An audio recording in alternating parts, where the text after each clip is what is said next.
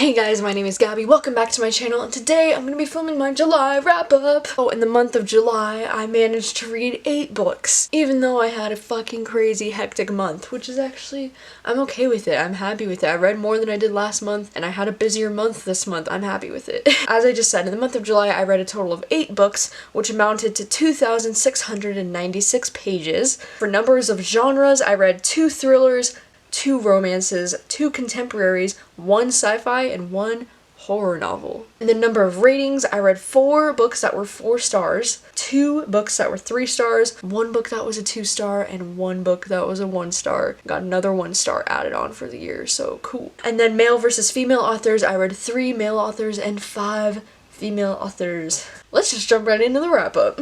The first book that I read this month was The Last Time I Lied by Riley Sager. This was my July book of the month book pick. I read this one while I was on the plane going to California, and then I read it in California and I read it in the hotel in Vegas. This is a thriller. It follows this girl named Emma who, when she was 13 years old, she went to this camp called Camp Nightingale, and her 3 roommates mysteriously went missing, and they don't really know exactly what happened. It's this like eerie, weird thing, like you don't really know a lot about it. And so now it takes place years and years later. I think it's 15 years later, and she's going back to the camp. She's invited back for the reopening of the camp as a camp counselor, and then all this other freaky shit starts happening at the camp again, and she doesn't know if it's like, is camp haunted or is it cursed or like what. It was amazing. It was so good. This is the same author as Final Girls, and I liked this one a lot more than Final Girls, actually. I loved the atmosphere in this book of the creepy haunted maybe cabin in the woods. It kind of felt paranormal at times, and just like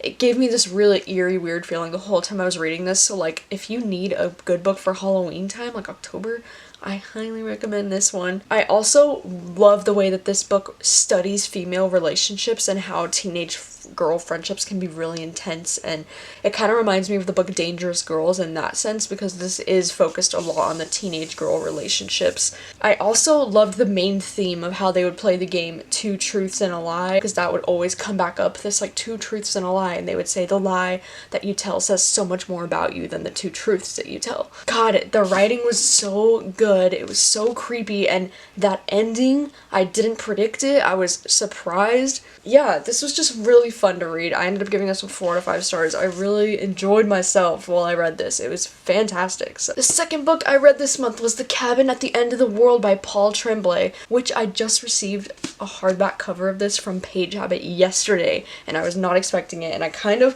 flipped a shit. Yeah, so this is a horror novel, and it follows a gay couple, which is so fucking cool. I've never read a horror novel that centers around a gay couple before. So we're following this gay couple named Eric and Andrew, and they have adopted a daughter named Wen, and they're going out to their cabin that they have in the middle of the woods. It's like their summer cabin or whatever. It's like a home invasion story. These 4 people try to break into their home. People claim that the world is coming to an end and that they have to do something in order to save the world. And it's just so intense, okay? Like, this book gave me more anxiety than I've ever had while reading a book, like, ever. Like, I was reading this late at night, and I literally, like, jumped out of my skin at the slightest sound in the room, like a creak in the floorboard or something. Oh my god.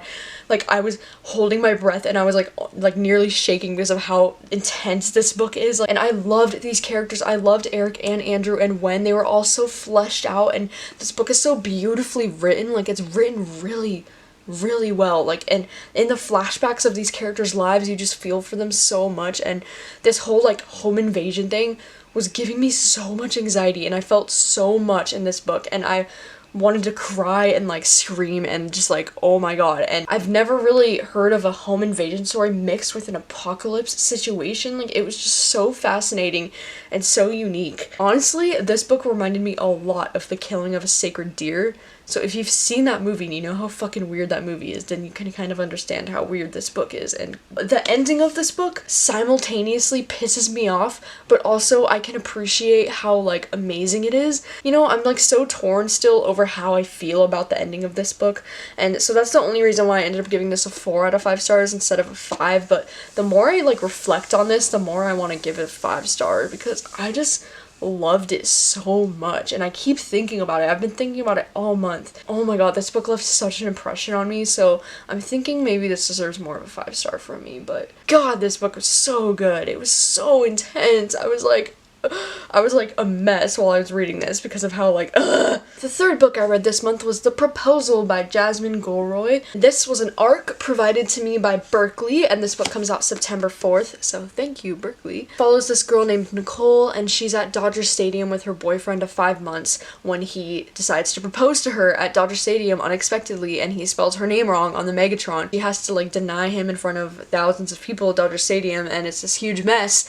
And so this guy, Carlos, who's a doctor who's sitting a few rows behind her, kind of intervenes with the situation after the camera crew tries to like ambush her. It's like a romance basically between Carlos and the main character, Nicole. I only really enjoyed this because of the cast of diverse characters, because the main character is a black female, and then the love interest is a Latino male love interest, and there is a Korean side character best friend in this. So there is a lot of diverse representation in this book, which I really enjoyed, and that's the only thing I really enjoyed about this. The writing in this book is really terrible. Like, it kind of reads like a bad fan fiction, or like maybe this is the author's first book, even though it's not, which is even more surprising. The main character's like inner thoughts and inner dialogue, it sounds more like a 13-year-old to me than an adult woman. I kind of hate when romances are told in third person point of view. Like, I don't know if it bothers anybody else, but it's just kind of a pet peeve for me. I don't know why, like, I just can't connect with the characters in a romance when it's told from third person, you know what I mean? I don't know. All these characters in this book are so over the top and cringy in like the worst way.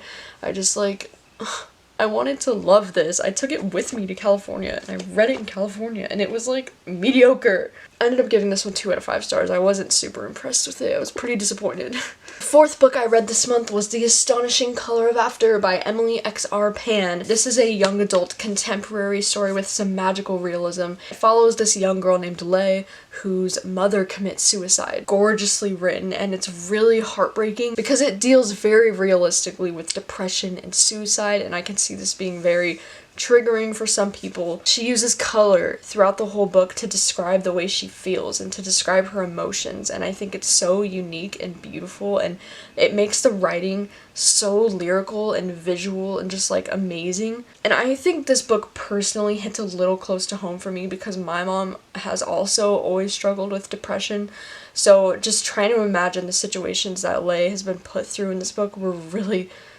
hard for me to imagine me going through that with my mom. This book kind of reminded me of A Million Junes because A Million Junes is also a young adult contemporary with some magical realism, and it has to do with a really strong parent and child connection, just like this book, but in A Million Junes it's a father-daughter relationship, and in this book it's the mother and daughter relationship. God, this book was heartbreaking. It made me cry. It was beautiful, and the only reason I gave this 4 out of 5 stars, and the only reason I knocked off a star is because this book is nearly 500 pages long, and I do not think it needed to be that long. I really struggled to get into this book. Like, it took me almost 200 pages before I became like emotionally invested in the story, and I just don't think the book needed to be that long, but I loved this book, and I love the idea that like memories remind us how to live, and that's really like emphasized throughout this book. And this book was heavy and it was beautiful, and wow, I loved it so much, so I gave this one 4 out of 5 stars. The fifth book I read this month was The Woman in Cabin 10 by Ruth Ware. I randomly picked this one up at a thrift store when I was in California, and I read half of this in California and then I read the other half when I came home, and I only started this because it was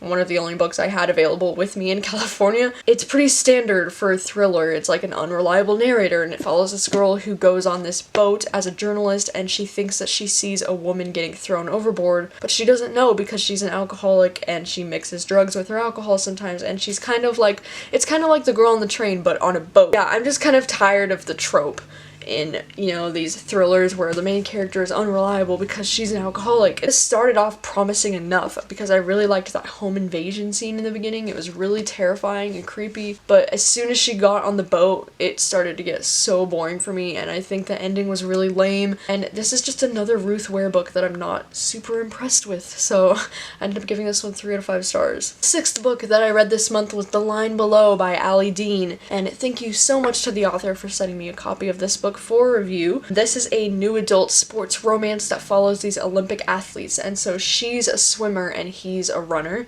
Unfortunately, this book just wasn't for me. It ended up being one of those new adult romances that are really cringy and that I can't really stand the main characters. The main characters in this book, they meet in a club, they like see each other from across the room and they just connect and they just start grinding on each other. And then by page 50, they're already having sex, and morning after that, he starts calling her babe or baby like every single time he talks to her. It's so bland and they have no chemistry. The next morning he like starts bossing her around already and she's like, "You're so bossy," and he's like, "You like it, baby." Like, no. Fucking gross. Of course, like shortly after, her previous casual hookup is like, "Who's this new guy?" and he gets all jealous and it starts to like force a love triangle into the story, even though you don't give a fuck about this other guy or the main characters. There's just so much unnecessary drama in this book and so much insta-love and so much love triangle situations, and I just didn't care about any of it. It's one of those new adult romance novels that I just like roll my eyes at and I'm like, why? So I ended up giving this one 1 out of 5 stars, mostly because I couldn't find a redeeming quality about it that I liked. Alright, the 7th book I read this month was Waking Gods, and this is the sequel to Sleeping Giants. This is a sci-fi trilogy. I am not a big sci-fi reader, but oh my god, these books are amazing. So for this one, I also listened to the audiobook from my library, and this series just continues to be amazing. Basically, this series is about these giant metal body parts being buried underground 3,000 years ago, long before humans were on this planet, and they discover all the body parts underground. It makes you question, like, what is possible? What could have been on this planet before humans were here? It's just like, it's all these like eerie questions that I always personally think about too, so it's really cool to see them explored in a sci-fi series like this. I obviously can't talk too much about it because I'll spoil the first book, but I just want to say, like, I felt even more connected to the characters in this one, and I fucking cried like 3 times while listening to the audiobook. Okay, and like these audiobooks are fantastic. They're like a performance. They have like over 20 narrators on these audiobooks, and all of them are so good. They give like an amazing performance. It feels like watching a movie, but like with your eyes closed. It's just amazing. Like the sound effects, everything. They're the best audiobooks I've ever listened to. Like, you need to listen to them if you're considering reading these books. Oh my god, they're amazing. I love how these books are all told in like interview clips and radio interviews and just like news articles and just all these like random really cool things, so that the audiobook is just so cool. So I need to get my hands on the 3rd book immediately. I gave this one 4 out of 5 stars. I loved it just as much as the first book, and I can't wait to see where this series goes. I love it so much. And the last book that I read this month is Eleanor, Oliphant is Completely Fine by Gail Honeyman. And I know that I said I was going to read this during the booktubeathon, but I just got too excited and I wanted to read it now. So I did. This book is not really what I was expecting, like, at all. It follows this girl named Eleanor Oliphant, and the plot is kind of hard to explain. Like, there isn't really much of a plot happening in this book. It's basically like you're just following this girl, Eleanor Oliphant, who suffers from some extreme social anxieties, works in an office, and she has for the last 9 years, and she's gonna be 30 soon, and sees this guy in a band and in a bar, and she becomes obsessed with the lead singer, and she thinks that they're gonna like get married and have babies. And when she's with her coworker, she sees this old man that needs an ambulance, and they like call an ambulance and they basically like save his life. And then that's kind of what the story's about, but like not really. It's more just about Eleanor dealing with this like unknown mental illness that she doesn't even know that she has, trying to confront some really hard childhood memories of hers. And that's kind of what this book is about. I don't know, it's kind of hard to like figure out exactly what this book is about. I wasn't really expecting this book to be as dark and sad as it was. Like, this book was really marketed to me as like a light contemporary feel-good book, and I don't really think it is that. I related to a lot of Eleanor's social anxieties. Like, I totally felt her on a lot of things. I was underlining a lot of things that I was like, that's totally me, like I do that all the time. But then at the same time, like sometimes she would come off like so snobby and pretentious, like she just thinks that she's better than everyone, and that kind of like annoyed me. But it kind of reminds me of like Fangirl and A Little Life in a way, but like with less interesting characters, because I could definitely see a little bit of Jude from A Little Life in her character and a little bit of Kath from Fangirl in her character, but she's just not as interesting to me as those characters are. I don't really know how I feel about this book. Like, I feel like I just finished reading it yesterday and I feel like I need more time to like sit on it and really think about it, but I'm just kind of like disappointed, I guess, because I was expecting to really love the hell out of this book the way a lot of my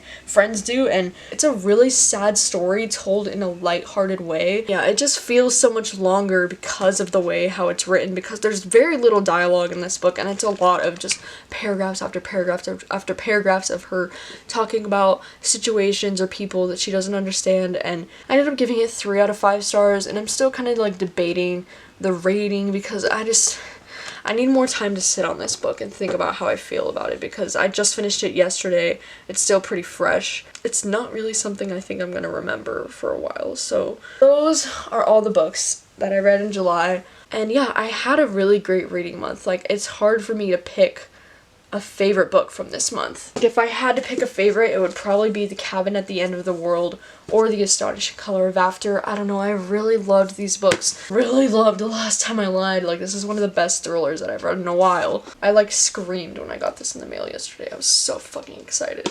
Those are all the books that I read this month. Let me know what your thoughts are on any of these books if you've read them, and let me know, what did you read in July? What was your favorite book that you read in July? What was your least favorite book that you read in July? Let me know. And yeah, this is going up early because the booktubeathon starts tomorrow night. Basically what I'm doing, I know there's still a few days left of July, but I'm just gonna count these last books that I read on the last 2 days of July for the booktubeathon towards my August wrap up, because I didn't want to have to film a wrap up in the middle of the booktubeathon. So thank you guys so much for watching as always, and I will see you guys soon with the booktubeathon. Later.